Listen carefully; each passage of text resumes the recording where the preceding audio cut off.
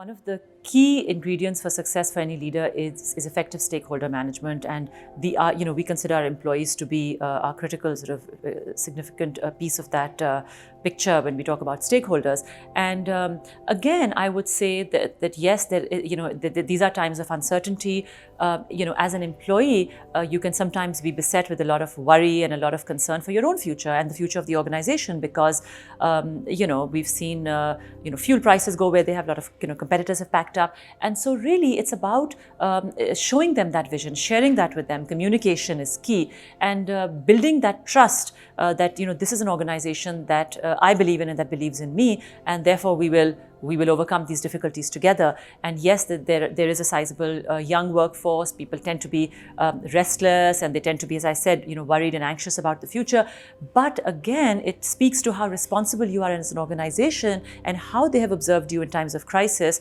If you have been a responsible employer and stood by your employees as we have, it really does allay some of their fears.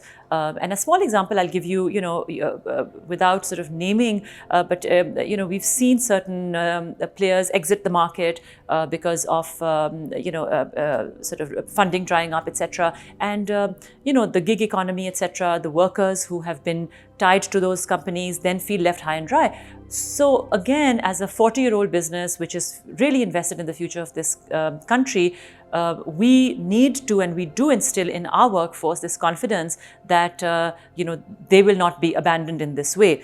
Now, of course, the flip side of that is that one has to be efficient, and what I'm not saying is that one should necessarily, in the age of technology and efficiency and innovation and automation, carry inefficient workforce along. I don't think that's the right approach at all. But again, it's about how confidently you can manage that transition. Certain inefficiencies do need to be cut out, and part of that is inefficient employees. So again, then it speaks to, do you really have a merit-based, performance-based culture where people feel they can thrive, which automatically then sort of whittles out the people who are not performing, and then there's a clear rationale for them to be exited. And I think, if we are able to sustain our culture, which has been there for the last 4 decades of being a merit-based organization, which has seen a lot of upward mobility of staff and people into senior positions, I think, we're in good shape.